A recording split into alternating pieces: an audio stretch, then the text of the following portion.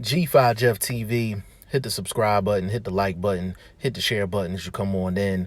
Follow your boy on Instagram and Twitter at BoxingFirst We got our favorite guy on the channel, Shane, the VP of operations for the channel.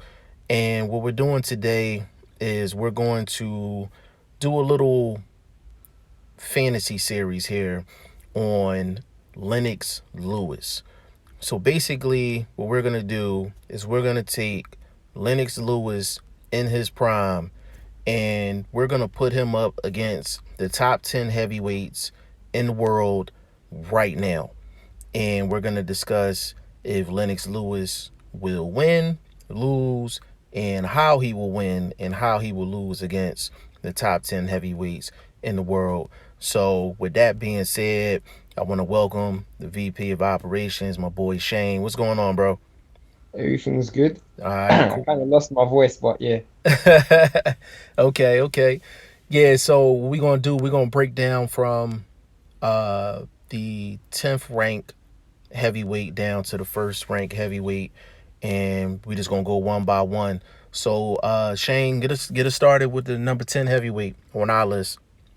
Well, I might as well just run through all of them and then I just basically start from the one that's at the top. So Okay. obviously we have Fury, AJ Wilder, then we have Dylan White, Usyk, uh, Ruiz, Parker, Povetkin, Hunter, and then we then had, or I had Pulev, you had Ortiz, but you might as well just go with Pulev. If you want to go with Ortiz, you can go with Ortiz. It's Uh up to you. we can go we can go pool up. We can go with your list.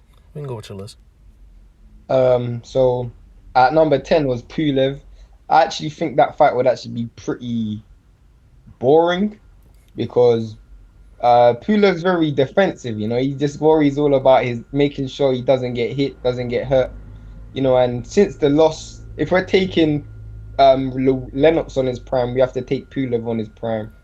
And I feel like Pulev on his prime is after the Klitschko fight, and I think he learned a lot from that Klitschko loss because he then started to go in his shell a bit. I feel he was a bit too open in the Klitschko fight. But one thing we will see is who has the best jab, because I think Lennox Lewis has an all-time great jab, and I think when you talk about the heavyweights now, there's no fighter in the heavyweight division that I would say that can honestly say they have a better jab than Pulev. Maybe they can argue, but it's a debate. No one can conclusively say they have a better jab than Pulev. The problem is after Pulev's jab, there's nothing else that really comes with it. And Lennox has a big size advantage, not a size advantage, but he's very big, and I think he'd probably be a bit too much for Pulev.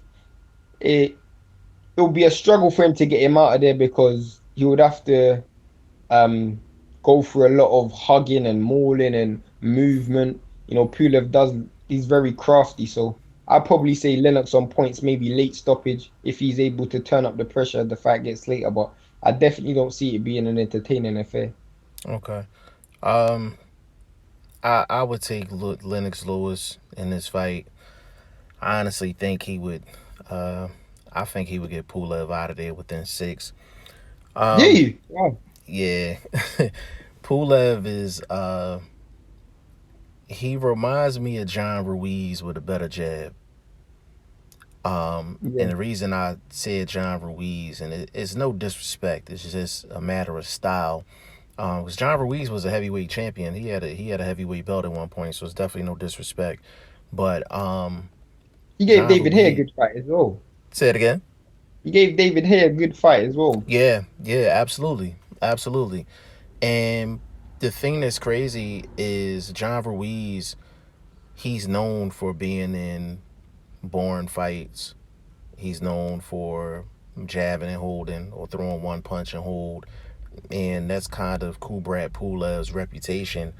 But Kubrat Pulev has a really, really good jab. And I think it just gets overshadowed because of the whole, like holding thing that he does. If we talking Lennox Lewis in his prime, I think Lennox would have tried to jump on him early.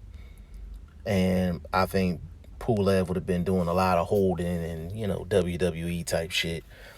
But but I think he would have got to him eventually around like round 5, round 6.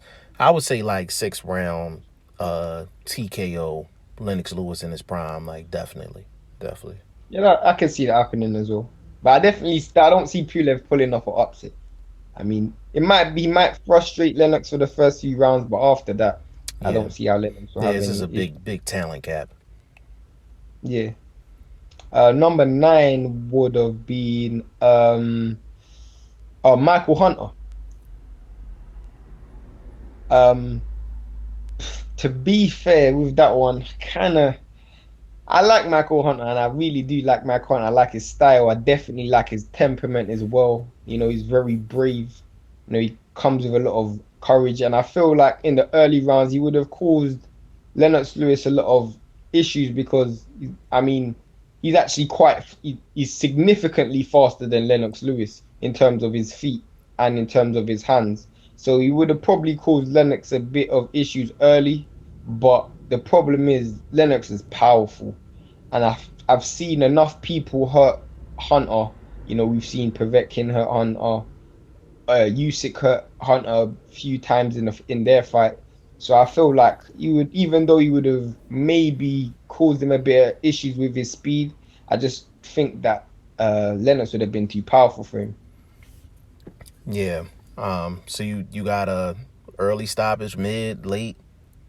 Yeah, I reckon Hunter's got very good survival skills. So when he does get hurt, he's got very good movement around the ring. But do you think round 5, round 4, Lennox would have got him out of there? Because Lennox is a prolific finisher as well. We can't forget that. Yeah, I think again, and this is Lennox Lewis in his prime. Like Lennox Lewis in his prime was a killer. He was a killer in his prime. Um, Michael Hunter is the type of guy that he has speed, he has technical ability, and the one thing about Michael Hunter that I don't like, and you really seen it in the Povetkin fight, he doesn't come into the fight really showing respect for his opponent. Never, And never. He never does it. yeah, like, and for the people that don't understand what I'm saying in terms of that, let me quickly explain. In the heavyweight division, there's certain things that you don't do inside of the ring just out of respect for your opponent. Like, you could get clipped with a shot.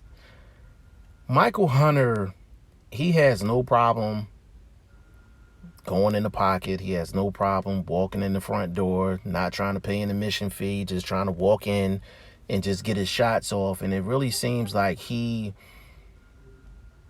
really changes his fight style like after he gets caught with a shot. And that's what happened in the Povetkin fight.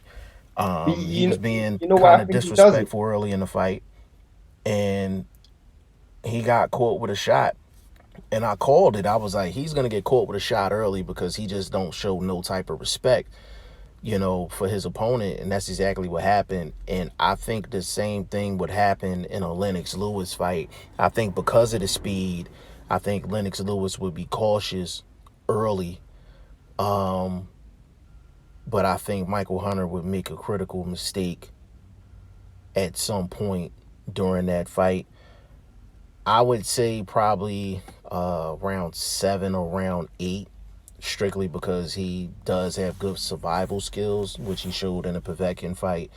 But I would say round 7, round 8, Lennox Lewis gets Michael Hunter up out of there. So Yeah, just to add something to that, one of the main reasons why he does come in so fast with a disregard for his opponent is because he actually has a very good engine. So his idea is if I start at a very fast pace, as we go down the stretch, my opponent won't be able to keep up with that. So that's his mentality. The issue is when you fight someone who's crafty, they just won't they'll make you use energy and not use that much of theirs. And Lennox Lewis is very crafty. yeah, that's a good point too, because Michael Hunter, even though there's a big age difference, he had way more gas in the tank than Alexander Povetkin did. Yeah. Yeah. In the next one was number 8, Hmm. and while we're on Povetkin, that was my number 8. Number 8, number 9 could have been of any way, to be honest, because it Hmm. depends on your perspective. But yeah, Povetkin would have been my number 8, and Povetkin versus Lennox Lewis. If we're talking about a prime Povetkin and a prime Lennox Lewis, that would have been a fantastic matchup because one thing Povetkin is he's fantastic against tall fighters, and early he hurts them. He really goes in, and Lennox is known for start in some fights. He started quite slow. Very In the slow. Frank Bruno fight, he started slow. In the Klitschko fight, he started slow. In the second Holyfield fight, he started slow. So in fights he's known for starting slow. I think what round did he get knocked out by Hasim Rahman? Was it not early as well? I could be wrong. Hmm. Yep.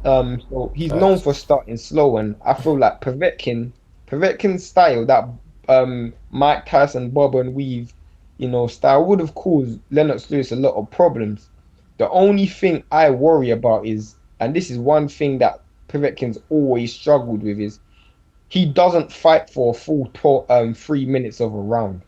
So let's say he does hurt Lennox Lewis, and this is facts because that's why he doesn't knock out a lot of his fighters he hurts. Because he hurt Klitschko, he hurt AJ, but because when he hurts them, he doesn't knock that he doesn't fight for the full 3 minutes. And Lennox is smart enough to say, when I'm hurt, I'll hold or I'll do enough just to get through the round. And Povetkin allows you to do that. He doesn't fight throughout the full 3 minutes.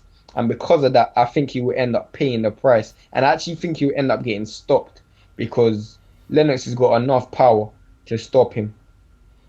What you thinking? You thinking mid, late? Well, I actually feel like what we saw with what AJ do in the first when he fought Povetkin, I actually think Lennox will probably end up doing the same thing, putting him behind that jab and really walking him onto just right hands. And he done it. I mean, he got really hurt against Price because he came in reckless. And I just Hmm. feel like if I'm probably putting a round on it, I'm thinking maybe round 8, round 9, because I do think he would hurt Lennox Lewis early, and that's me being honest. I think he's gonna hurt Lennox early, and Lennox will then pay him a lot of respect. The middle rounds, Lennox will probably he'll probably be down on the card, Lennox Lewis as well, but he will walk him onto a big right hand. That's my assessment. Yeah. I think I would have Lewis stopping Povetkin in the championship rounds, either 11 or 12, like 10. I would say 10 or 11. Um, Strictly because I could see Povetkin really hurting Lennox Lewis multiple times early. I can really see that happening. Um, and also, if Lennox Lewis is recovering from rounds where he's hurt, a lot of times Lennox Lewis, he'll do the same thing that Kubrat Pulev does, jab and Yeah, grab. yeah, And he was known to do a lot of that like after he was hurt, which is what you're supposed to do. I'm not knocking it exactly. at all. But if Povetkin hurts him a couple of times early in the fight, then you're going to get a couple of rounds where Lennox is going to be jabbing and grabbing. Do, So do, do that you do you agree with the fact that he could be down on the cards as well when he gets a stoppage? absolutely, I think if I had to really script it, I would say Lennox Lewis gets a stoppage maybe in the 10th or the 11th. But I could see it being an even fight or him being down around the two when it happens. Um, wouldn't be surprised if Lennox Lewis gets knocked down in a fight against a prime Povetkin. I could see that. I could definitely Yeah, see that yeah, happening. But I think the height, the reach, um, that jab straight right hand, I don't think Povetkin will be able to get away from it late. Because the later the fight goes, the lazier Povetkin gets on defense. yeah, He's not like once he gets past the 6th round, you could throw the fundamentals out the window when it comes down to just defensively. yeah. He's not sound at all after the in the back half of the fight. He's not sound at all. I think Lennox would definitely take advantage of that. But I would say, yeah, round 10, round 11, I think Lennox gets him up out of there. But that would be a damn good fight. Damn good fight. Very, very. The next one was Joseph Parker. That fight is actually quite interesting. I actually didn't think of this one. I actually see this fight going to points. I don't see I don't see Parker getting stopped. And I actually see it being very similar to AJ versus Parker. A very quite boring fight. I just don't really respect Parker's mentality.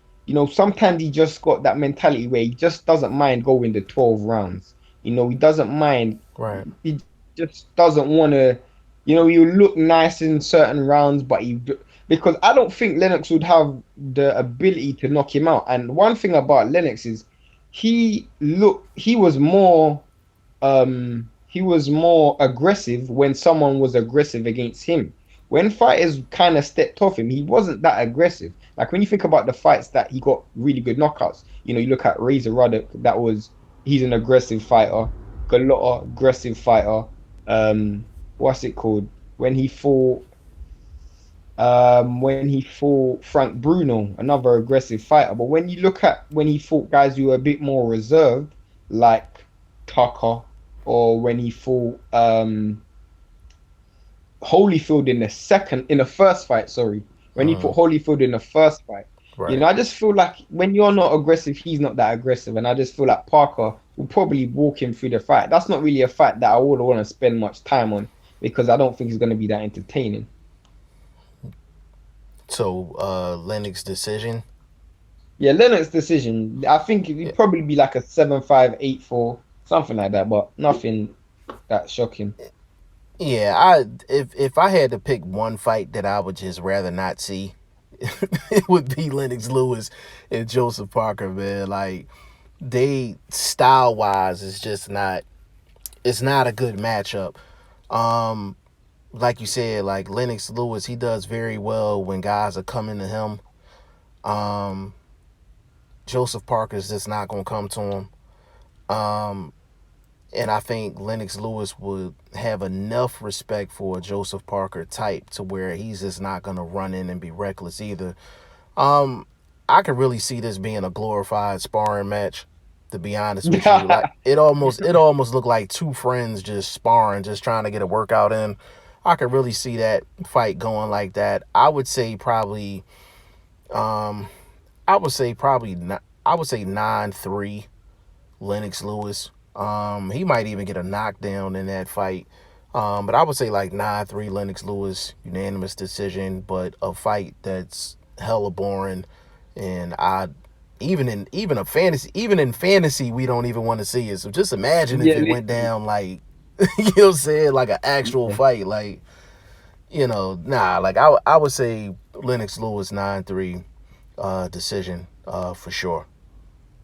Next one is Andy Ruiz.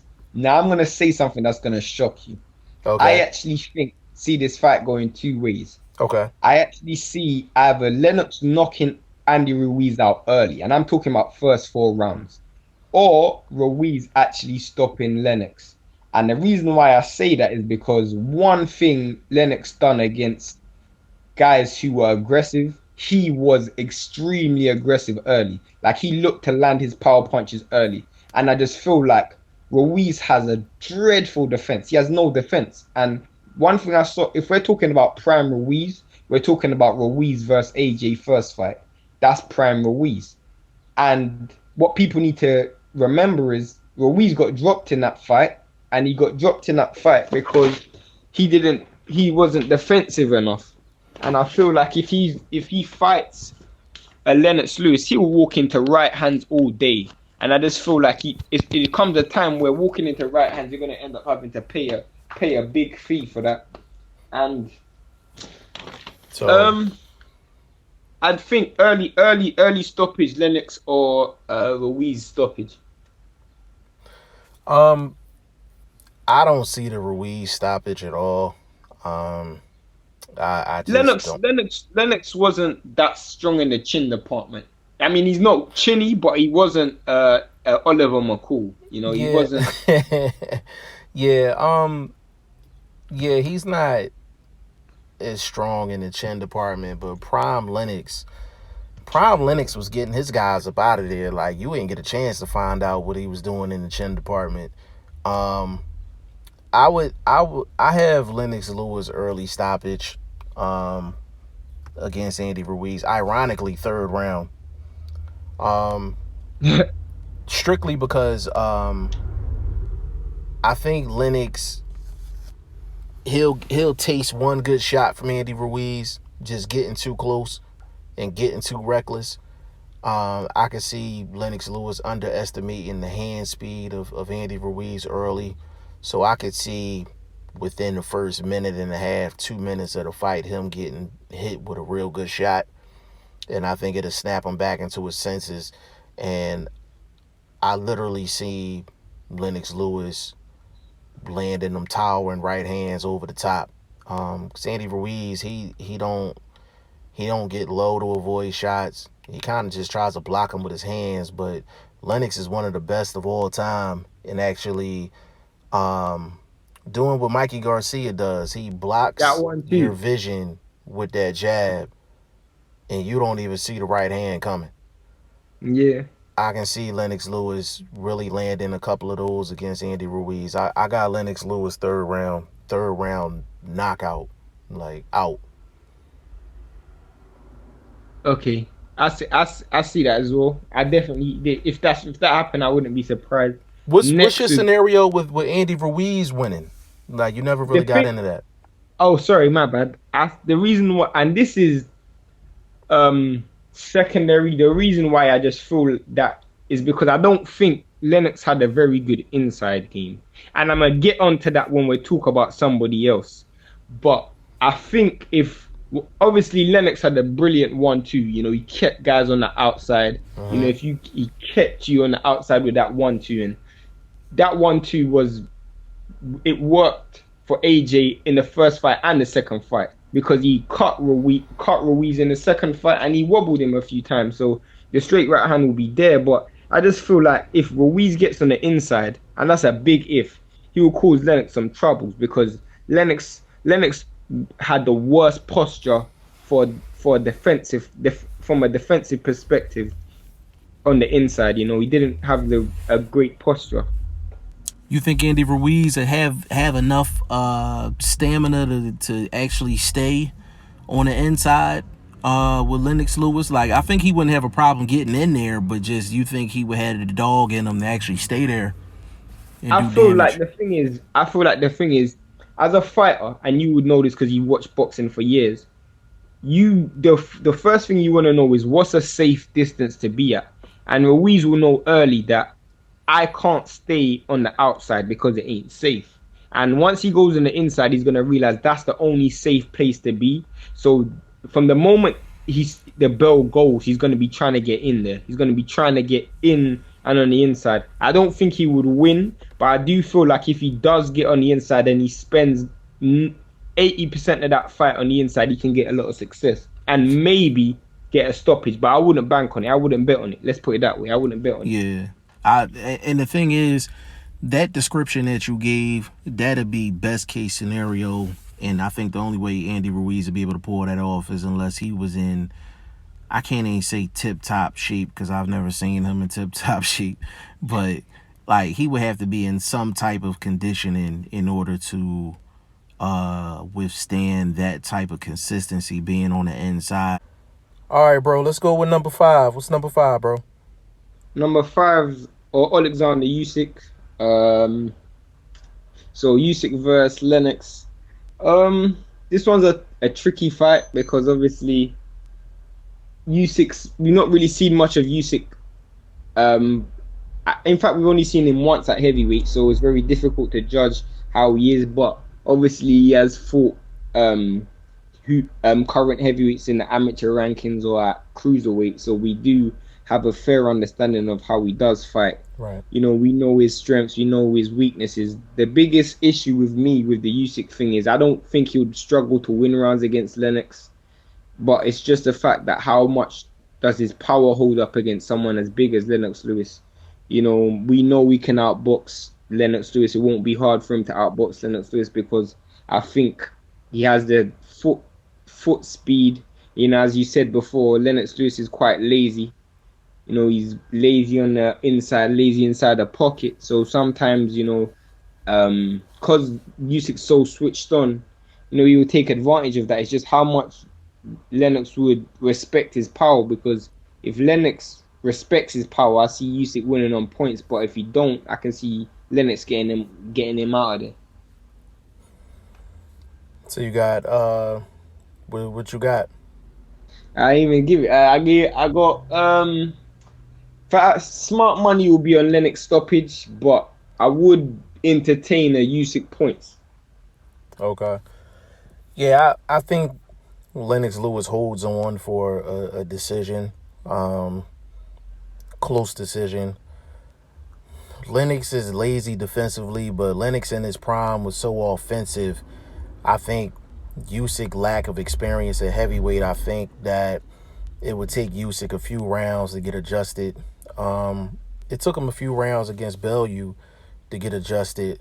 So I could see Usyk being down on the cards midway through the fight strictly because he's just getting adjusted. You know what I'm saying? And I think the fact that Lennox Lewis is lazy defensively, I think Usyk would start to figure him out. I just think he would start to turn up a little too late. If you think about it, Usyk he's not usually in a position where he's fighting from behind on the cards. He's one of the best at actually winning rounds, but I think him going up against a prime Lennox Lewis, the one thing Lennox Lewis was in his prime was exciting offensively, and I think Yeah. that would get him a lot of rounds in the bank early. But I can see a 7-5 fight. I can see Usyk getting Lennox Lewis in some trouble later on in the fight as well, but I think Lennox Lewis hangs on by a thread.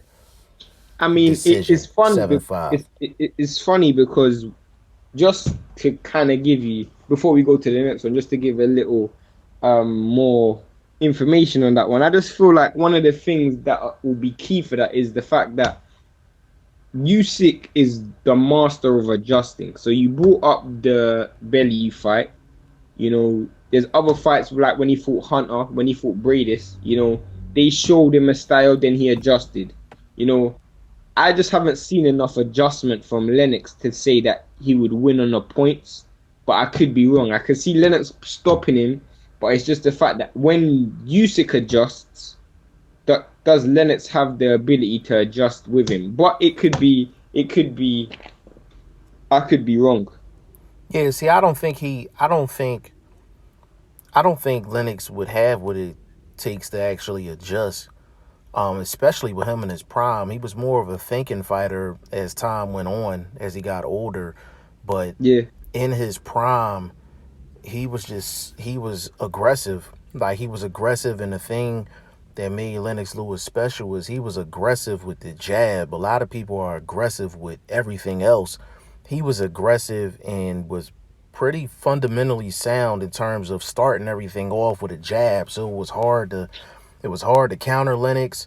His feet was okay in his prime, so you really couldn't be pulling dance moves on him. So it was, if we was talking Lennox like later on in his career, then I would definitely say Usyk by decision. But Lennox in his prime, I think he ekes out a decision.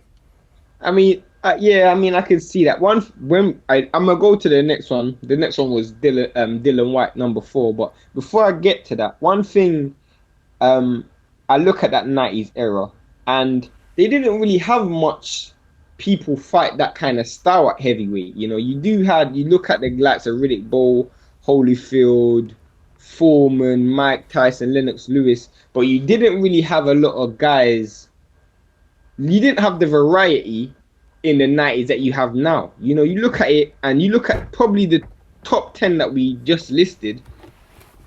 none of them fight the same. They all come with a different style. And I just feel like the variety is something as fans we should actually be thankful for. I know a lot of us are stuck in our old ages, but we should actually be thankful for what we have right now. Yeah, I'm real thankful for the heavyweight division because, like I said, we can go about 20, 25 deep as far as the heavyweight division, and it's competitive. It's competitive, and it's all different sizes, all different styles. So I agree with you 100%. As far as the 90s, I would say Usyk.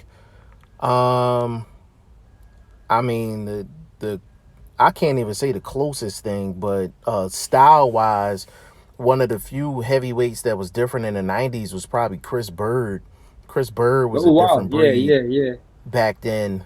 Um, really, other than Chris Bird, I can't really think of anyone in terms of heavyweight that was like, Maybe Tucker, maybe Tucker, yeah, yeah. You can put Tucker in that lane and as well, maybe but it wasn't many. in the late 80s you had the what you had Spinks as well. Spinks, Spinks when he yeah, moved up from light heavyweight. yeah. But yeah, like that 90s era, you talking, yeah, like Tucker, Chris Bird, you know what I mean, guys like that. But it wasn't many that was that was unique, you know what I'm saying, in terms of skill set. Like a lot of the 90s heavyweight boxing was just power. Like, you know what I'm Yeah, saying? It was like, did they have aggression. technical ability to go with the power? And that was pretty much it. Like, heavyweight division was great back then because it was straight up and down. Like, it was really straight up and down back then. So Literally. Yeah, but next one, Dylan White. I mean, that's the fight that's probably gonna be the fight of the top 10. I mean, you know, definitely. Mm-hmm. Dylan is exactly what you see on the book. What you see is what you get. You ain't gonna see Dylan White going into no Philly shell or going on his toes, running around the ring, jab, Right. grab, none of that. He's coming, and from the moment he hears the starting bell, it's either you're getting knocked out or he's getting knocked out. Right. Even if he goes to points, his mentality will be, as he loves to say, maximum violence. So with that fight, it literally comes down to something as simple as how long can Dylan White maintain the pace that he's used to maintaining, and how long can he stay on the inside? Because me personally, I don't feel like if that fight stayed on the inside, Lennox Lewis could keep up with Dylan White. If it stayed on the inside, I don't think Lennox Lewis could deal with Dylan White. I just feel like his defensive posture and offensively, he needed that space to get leverage on his punches. I can't see how on the inside he would have been able to stick with Dylan. With that being said, Dylan gets hurt quite a lot in fights, and he does get tired a lot in fights. And I do feel like the likes of Lennox Lewis, they punish fighters when they hurt people. When they get you hurt, it's pretty much over. And when you're tired, it's pretty much over. So Dylan really has to go for broke as early as possible, really try to wear Lennox down and really hurt him early. But I do see Lennox stopping Dylan White. But I do also see a situation where Dylan White can stop Lennox. But smart money will be Lennox on point, Lennox by stoppage, but Lennox would have to walk through fire to get that stoppage. And if he starts slow, I can see him getting stopped. Yeah, I could see this being a real firefight. Out of all of the heavyweight fights that we are gonna mention in this video, this would be the one. When I say bang for your buck, like you gonna get bang for your buck Yeah, on this fight. Um, Dillian White best shot is to really the first 4 rounds. The first four yeah, rounds really go for broke. Like he would really have to go for broke the first 4 rounds, within the first 4 rounds, and really just go for it. Because he wouldn't beat Lennox by decision, in my opinion, and he also wouldn't win the fight if he boxed him. Like yeah. he would have to turn this into a flat out war. I could literally see Dillian White and Lennox Lewis playing out like Hussein Rahman and Lennox Lewis, and I think Dillian White had more skills than Hussein Rahman, even though Hussein Rahman was the heavyweight champion of the world at one point. I think Dillian White, which has had to turn it into a complete dogfight, a complete shootout, Where there's and no skills on show, it's just war.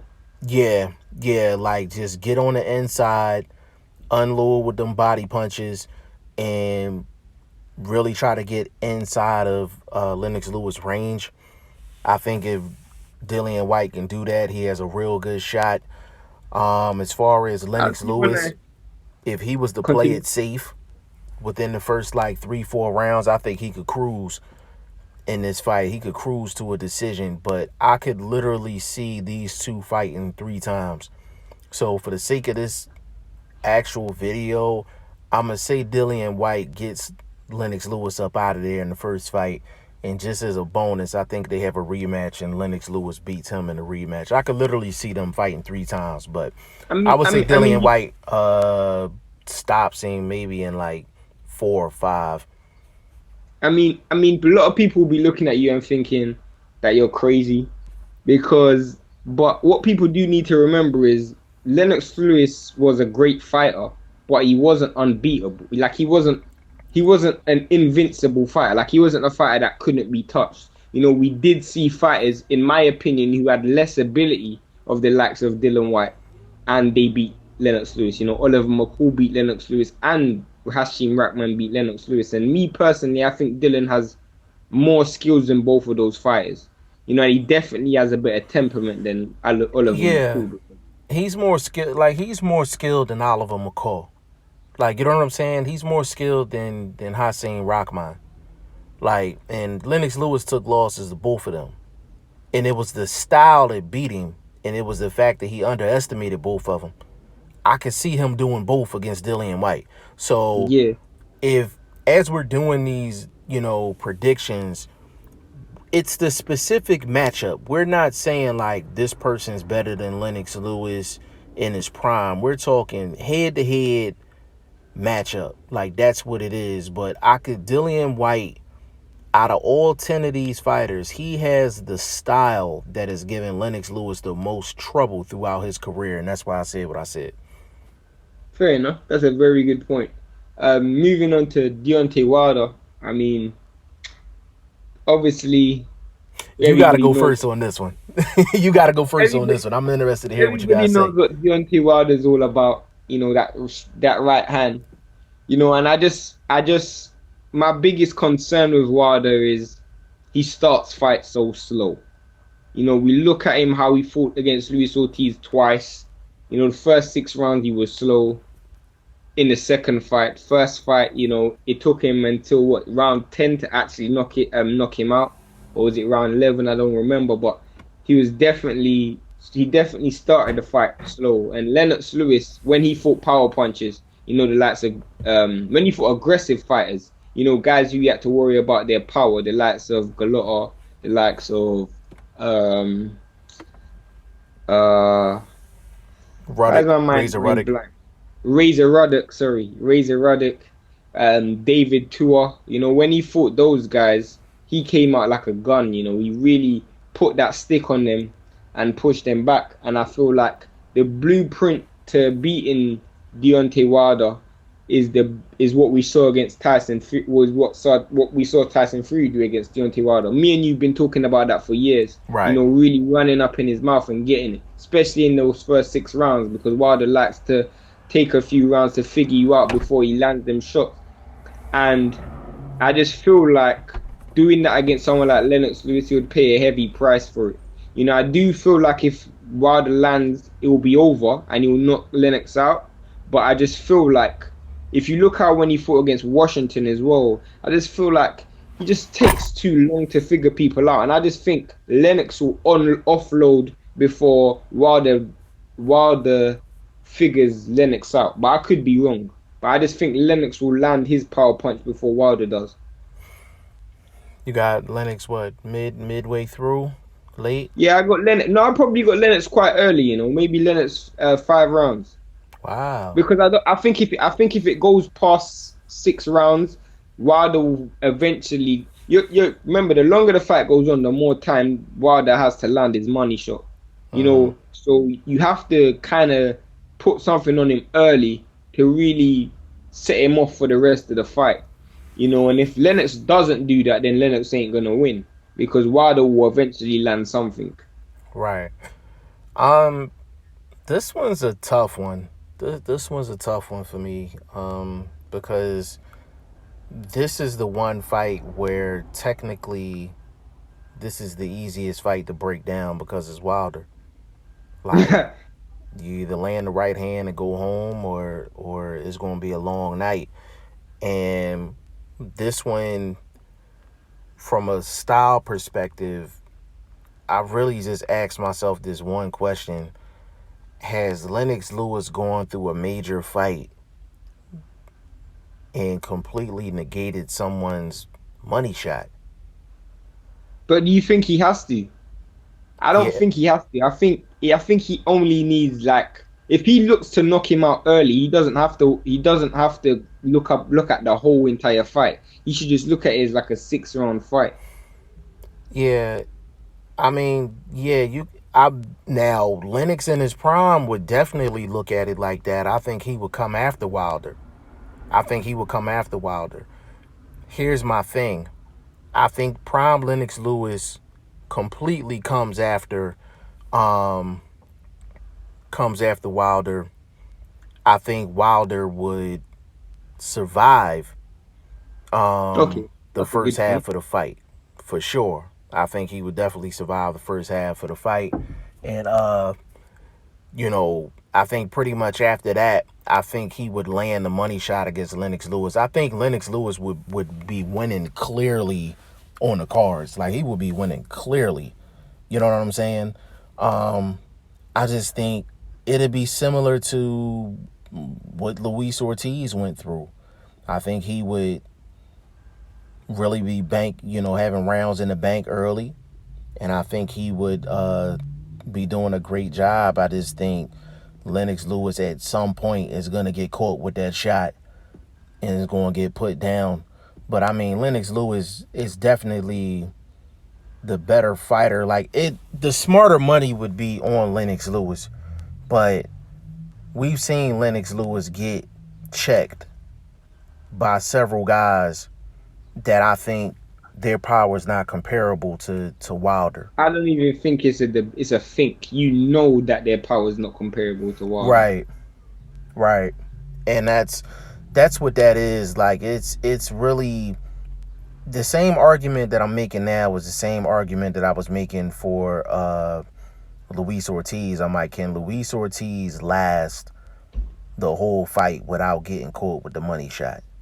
I think the most significant thing to what you just said was the fact that you think Wilder will survive Lennox's early attack. Right. That's more significant to me because I don't really see it as a 12 round fight. I see it as a 6 round fight for Lennox Lewis to get the knockout. I feel Right. like if you feel like he can survive that, that's an argument I can entertain because I feel like there's a chance Wilder can survive it. And if he does survive, he has a very good chance of winning. What I don't think will be the case is I don't think personally Lennox Lewis will be looking to go into that fight trying to take it to the distance because he's a person who we're talking about if they're part of the same era. He would know what Wilder's strengths are. So giving Wilder more time in a fight to land a money shot will be quite stupid. And I just feel like I've always said this. The reason why Ortiz lost that fight, both fights, wasn't because of his ability, it was because of his mentality. I feel like your mentality against Wilder has to be the most important thing. The biggest difference between Fury in the first fight and Fury in the second fight wasn't their ability. It wasn't anything to do with their physique or him being 3 years out of the ring or anything. It just had to simply do with the fact that his mentality was different. Yeah, And I Fury feel was trying like to kill something in the second exactly fight.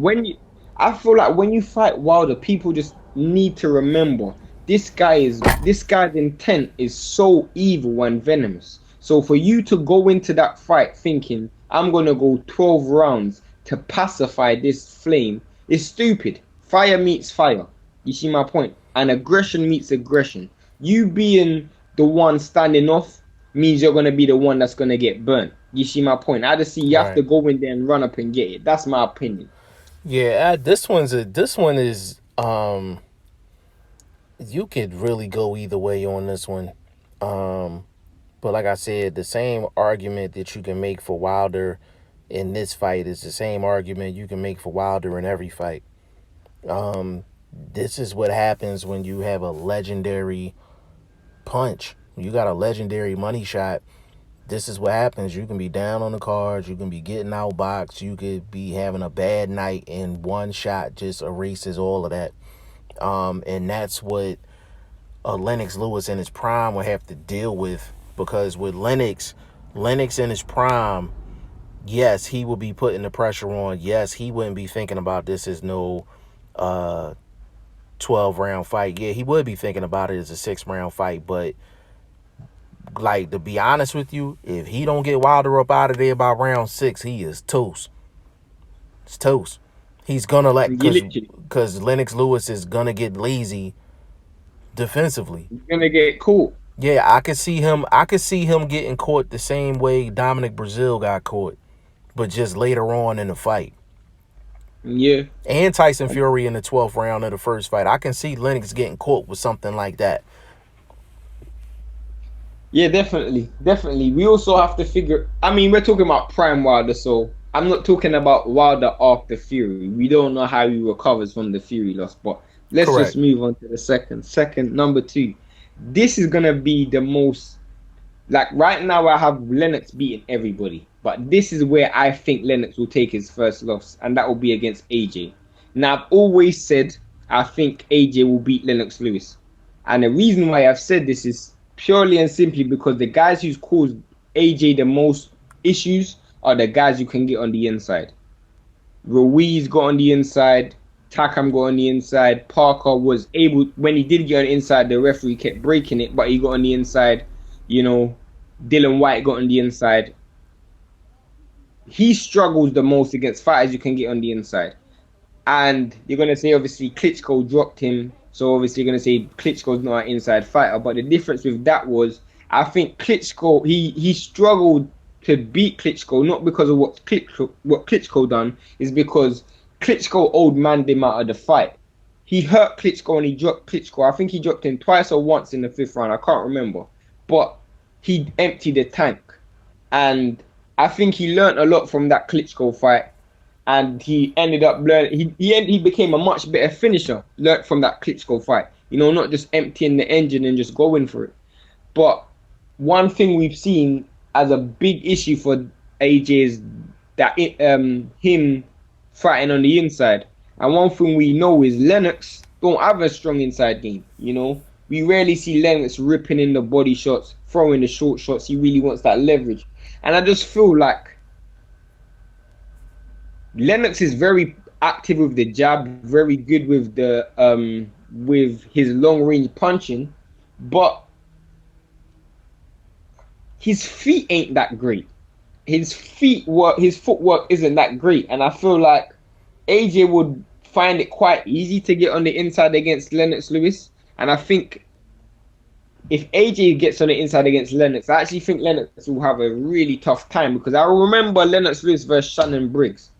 And even though he knocked Shannon Briggs out, Shannon Briggs landed a lot of punches. He landed so much punches. Even when he fought, when Lennox Lewis fought Frank Bruno. Frank Bruno landed a lot of punches. And the reason why is because Lennox Lewis is quite lazy defensively. I don't think you can afford to be that lazy against AJ, because whilst you can say AJ doesn't have a great chin or whatever, AJ does have a lot of power, and he does have quick hands. He just defensively isn't very coordinated. But I think AJ would win on points, because I think AJ wins a lot of rounds in his fights, and I think when it reaches past the halfway mark, AJ will see the finishing line and he would actually start to box. I actually can see AJ winning on points.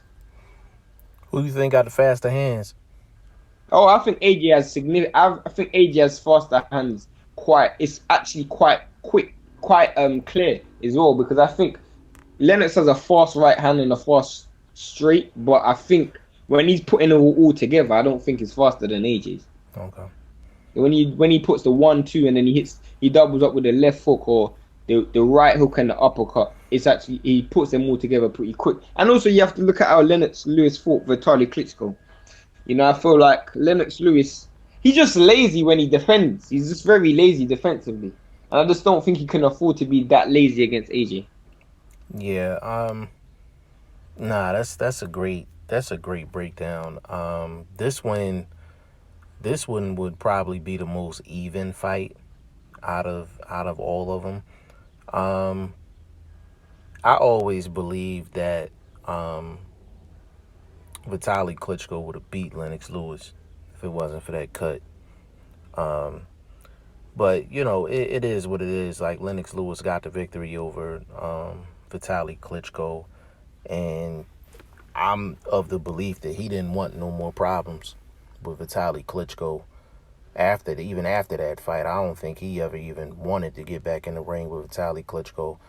Um, and the reason I mentioned Vitaly Klitschko is that's I do have to bring something up because one thing I know my dad will be screaming because he's a massive Lennox Lewis fan. He'll be saying you do have to remember that Lennox Lewis took that Vitaly Klitschko fight on short notice. I just have to put that out there because I know my dad will be screaming. no. Big shout out to Dad as well. I did not know that.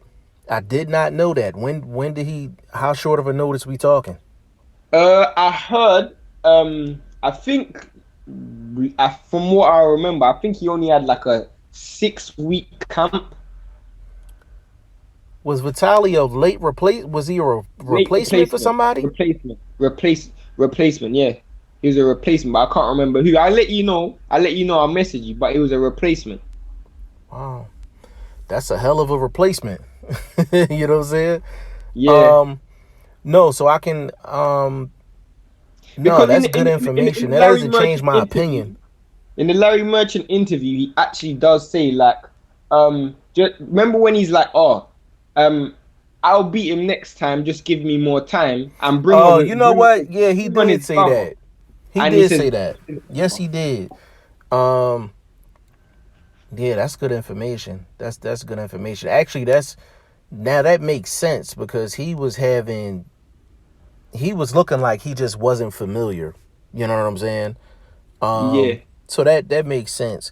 But that's the most even fight out of all 10. Lennox Lewis and AJ. I would lean towards AJ in a tight decision. I'm gonna tell you why.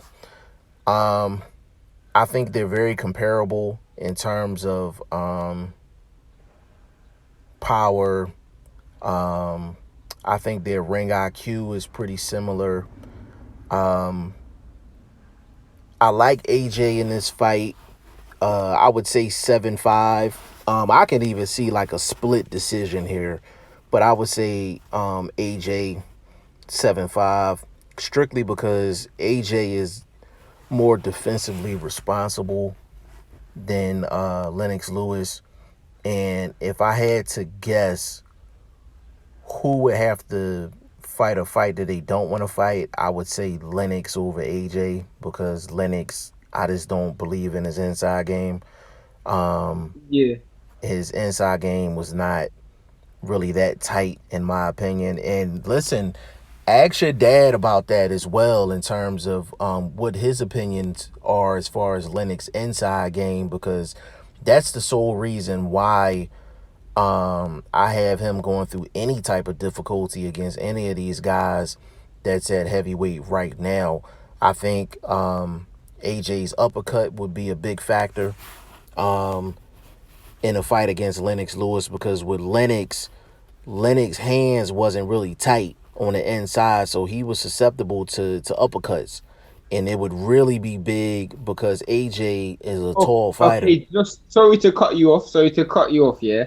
So basically, what ended up happening was Lewis was supposed to fight because I've just done the research. Lewis was supposed to fight Kirk Johnson, and Oh, Kirk that's a Johnson complete got okay. tested. Vitaly's a completely different fighter than Kirk Johnson. Okay, All right, so Kurt that just makes got a sense. chest injury as such. Lewis agreed to face uh Klitschko. So yeah. Okay, so that's fair. Okay, so actually I give Lennox Lewis more credit for the Vitaly Klitschko victory, knowing that. But yeah, I think AJ just does more on the inside, and if the fight gets kind of grimy a little late, I think AJ was more equipped to handle it late than Lennox Lewis. I just think defensively, just the later the fight went, the lazier he got. And One thing I've always said, which I personally don't like about Lennox Lewis, and this is probably my biggest grievance with Lennox, is which is why I think Lennox has a lot of attributes over AJ, but one thing he doesn't have is I don't think Lennox has a he doesn't have any other gears. Like when I mean, I'm sorry, not gears. He doesn't have any other styles. So if Lennox puts you behind that straight right hand jab, if you are able to negate that straight right hand jab, which other fighters were able to do it because he just slip on the inside. If you're able to get on the inside instead of stepping back, he didn't really have much on offer. And I just feel like Lennox was a fantastic fighter, but a lot of fighters he fought weren't very intelligent. Like he didn't fight someone who was a thinking fighter. He didn't really fight yeah, a lot of fighters who yeah, would would change their dimensions that much. You know, they yeah, kind of came one way, and if it didn't work, then shit, I'm gonna go down swinging, and that's the worst thing to do against Lennox. Whereas AJ, I just feel like when it didn't work against a Povetkin, we saw him make an adjustment. When it wasn't working against Klitschko, we saw him make an adjustment. When it wasn't working against Dylan, he made an adjustment. I've seen enough from AJ to say, you know what? He's got the ability to look at his game and say, this is going wrong. I'm gonna start doing this. I haven't seen that from Lennox. yeah. That's a good point. Because for Lennox, when you fighting guys like Michael Grant was hyped up like nobody's business in the States. And I never was a fan of his. And I'm like, this is somebody that they're building up just so they can get a big fight out of this kid. But he fought him. Michael Grant fought dumb as hell. I guess a lot of fights where Lennox Lewis was just the superior guy in the ring because just a lot of the guys' IQs just wasn't high. Like Hasim Rahman, like me personally, his boxing IQ is not extremely high in ring, inside the ring. Oliver Yeah, McCall, he was another guy where I felt like his IQ was not but that high. he Like had a so, Oliver McCall was a clear. I mean, what people do need to understand is I'm a person who I've watched way more AJ than I have of Lennox. I've seen AJ from the amateurs. So it's very difficult for me. So those who do know more about Lennox Lewis, it'll be like if you put your opinions down in the comment section, it'll be right. because I'm always in a position where I want to learn. But it's just from my perspective, I just feel like but we can't disregard what Lennox has done as well. Lennox has achieved quite a lot, and I do think he could cause AJ a lot of problems as well, and I wouldn't be surprised if he Absolutely. stopped AJ. Yeah, absolutely. And Shane, that's a great point. Like, any of the listeners out there that um have vast knowledge of Lennox Lewis. I feel like I have vast knowledge of Lennox Lewis, but this is an open discussion. This is not one of those things where Shane's word is law or my word is law. Like, this is being done to spark up conversation. It's just, if you're one of those types of people that think the older fighters' name shouldn't be mentioned with the newer fighters, then you should skip to the next video. You know what I'm Yeah, saying? Um, it's nothing wrong with having these types of discussions. So if you have anything to add as far as not only Lennox but any of these fantasy fights that we're bringing up, definitely do it in the comment section. I feel like with Lennox, if he had to figure somebody out he lost. And he had a whole Yeah, camp to figure him out and go in the yeah, rematch. You understand what I'm saying? yeah. So I haven't seen Lennox do a whole lot of in-fight adjusting where Adjustment. he had to adjust long term, especially in his prime, because he came out just shooting. He just came out Yeah, shooting. He wasn't thinking, he was shooting. And that's just what it was.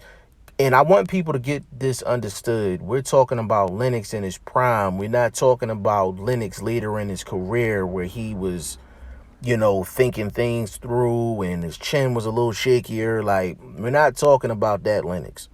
Lennox in his prime, that's what we're talking about. But I Razor think, Ruddock Lennox. Razor Ruddock Lennox. That's the best way to yes, put it. Razor Razor Ruddock, Ruddock Lennox. yes, When Razor Riddick Ruddock, goes Lennox through Lewis. the That's what belt we're in the talking bin. about. That one.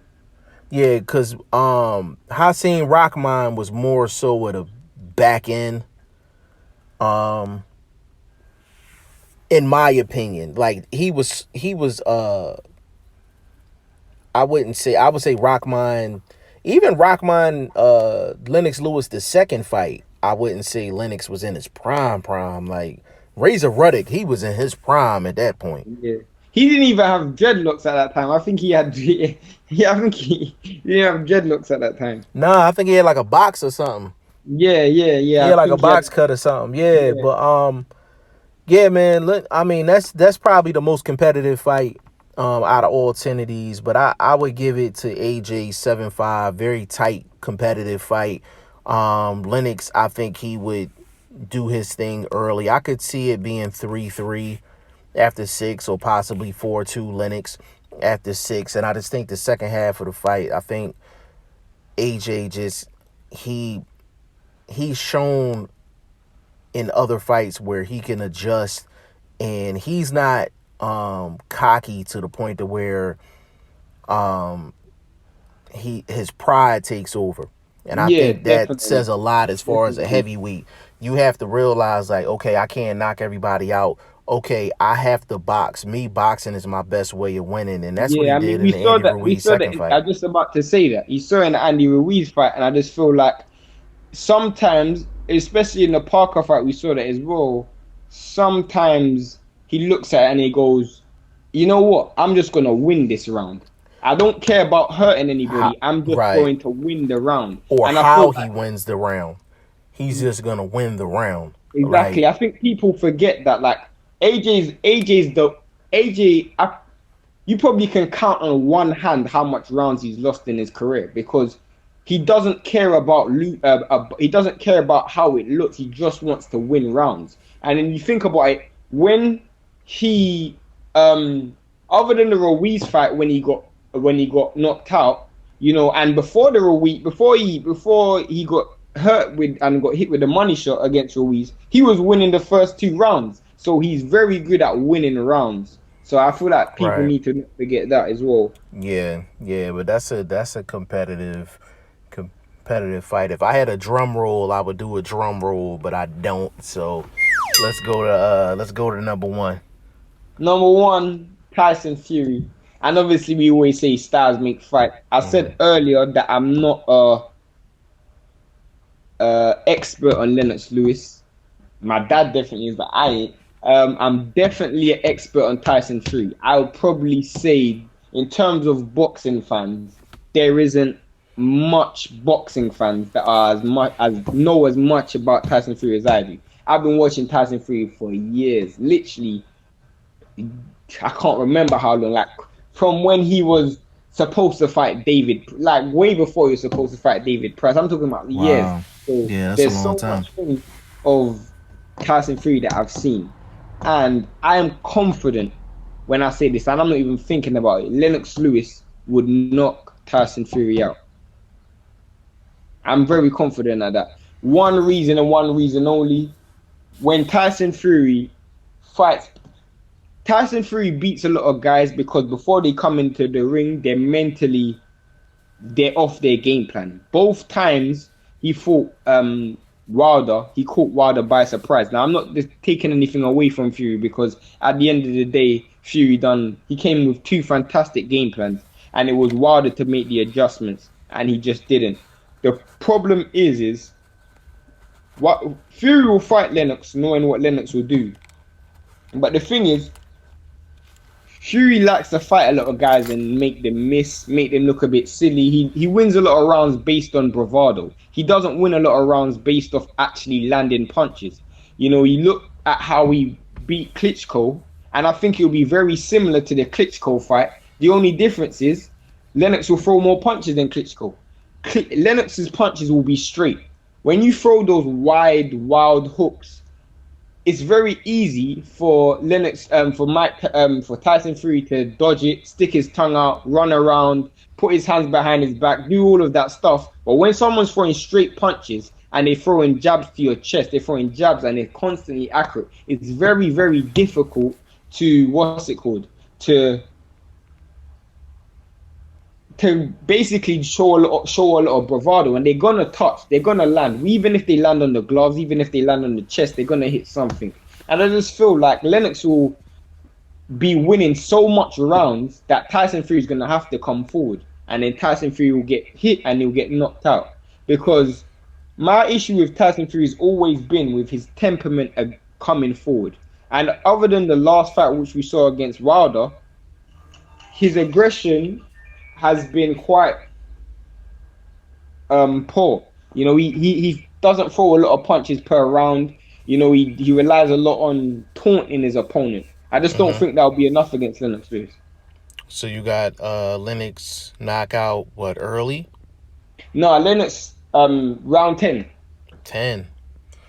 Okay. I have Lennox Lewis by knockout round 6. It's really for one reason and one reason only. I think you know where I'm going with this.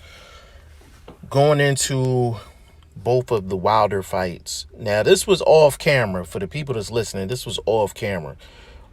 Shane and I talked about both of these fights, and we said the key for Deontay Wilder is to expose the fact that Tyson Fury's feet is horrible. When he's leaving out the pocket, he leaves out the pocket with his hands down. That is the one time when he's not disciplined at all. Leaving out, trying to leave out the back door. And we was like, hey, if Deontay Wilder can follow him out the back door, he's wide open for whatever you want to throw. The jab, the hook, whatever you want to throw. The left hand, the right hand. Just to add to that, because I know there's a lot of people that's confused. Like, when you're talking about the back door, he just means Tyson Fury's got fantastic feet, but he just means getting caught in transition. So Right. kind of like what happened with Pacquiao and Furman. When Pacquiao was on the attack, then when Furman was on the attack, Pacquiao quickly switched forward and he started coming forward.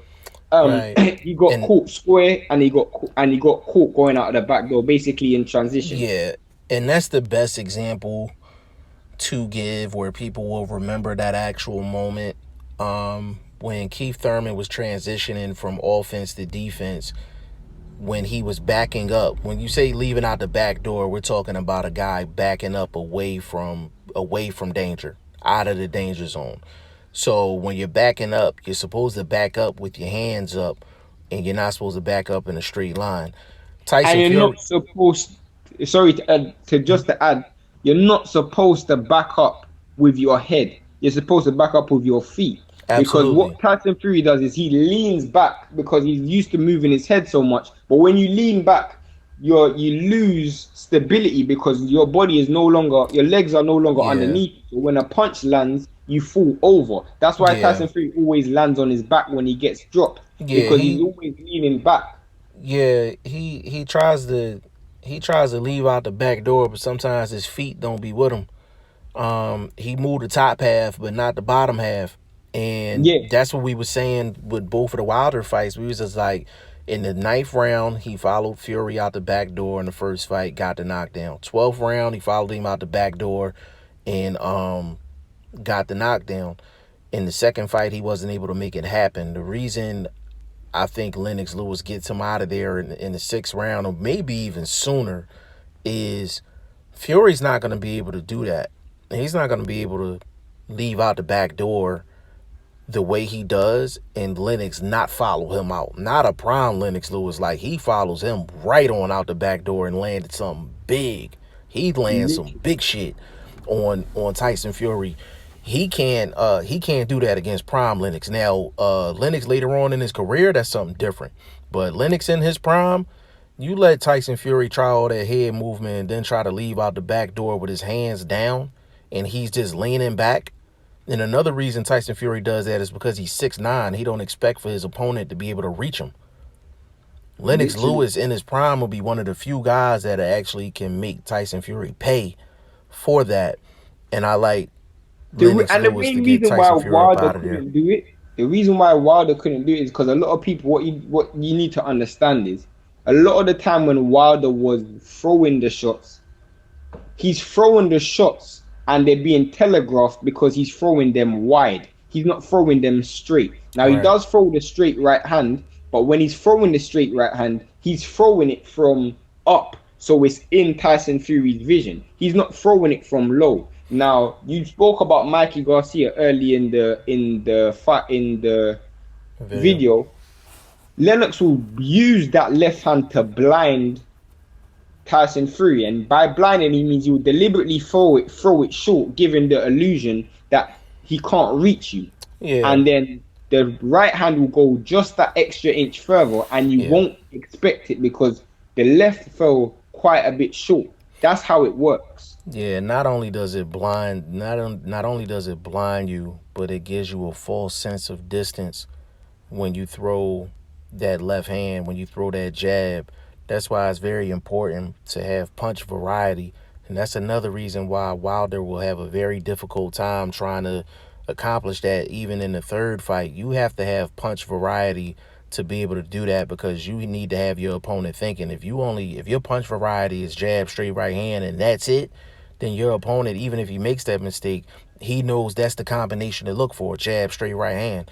That's it. With Lennox Lewis in his prime, he had a nice punch variety. And I know Dad will agree with that. Nice punch variety when he was in his prime. And I think that would serve him very well in the Tyson Fury fight. And I think he gets Fury up out of there in 6. Yeah, and the funniest thing is we have Lennox beating Fury, but Fury's at the top, but we have guys who are lower than Fury in our rankings, Right. beating Lennox, and that's And just that's why we basically say down to styles make styles make fights. fight. Yeah, exactly. That's why I we mean, get. what did you have on your record? I think I had Lennox losing one fight. How much fights did you I have think Lennox I have losing? him losing. Three. You said you had him losing three. Do I have him 3? You said A- AJ Wilder AJ. and Yeah, I got him White. going 7-3. Okay, that's a fair one. I have it 9-1, but I do see how we could lose to Dylan White, and I do see how there's a possible chance how we could lose to Alexander Usyk as well. Yeah, I got. If you So, for the people that's listening, just to cap this off, Shane has Lennox Lewis going 9-1 out of the 10 best heavyweights in the division right now. And this is just a a list. Like, no offense to the people that was left out, Luis Ortiz, some other guys. If you guys want for us to do another video with some of the other heavyweights that wasn't on his list, definitely let us know in the comment section. We definitely can do that. I had Lennox Lewis 7-3. I could easily give him the Dillian White fight. And I could easily give him the Wilder fight. So I could very easily have it 9-1, 9-1 record. But I have it 7-3. Shane has it 9-1. I'm pretty sure your dad will have it 10-0, correct? Yeah, you'd have it 10-0. I think he'll probably. I mean, he likes Usyk as well. To be honest, he does like Usyk, so you give Usyk a good chance as well. Yeah. But yeah, man, that's Lennox Lewis versus the top 10 heavyweights in the division right now. Again, Shane had Lennox Lewis going 9-1. The only loss would be to AJ. For me, I have him 7-3. I'm not an AJ fanboy, by the way. I'm not an AJ fanboy. And Shane is not an AJ fanboy. Neither am I. I had Lennox Lewis going 7-3. I had Lennox losing to AJ, Wilder, and Dillian White. So y'all let us know what you think in the comment section. How does Lennox Lewis stack up against the top 10 heavyweights that are out right now? VP of operations for the channel, Shane, definitely thank you for stopping through. This was definitely a banger. This was a great convo. Hopefully we'll get some great interaction in the comment section. But Shane, drop your social media. Yeah, every all forms of social media, I underscore am Shane #1.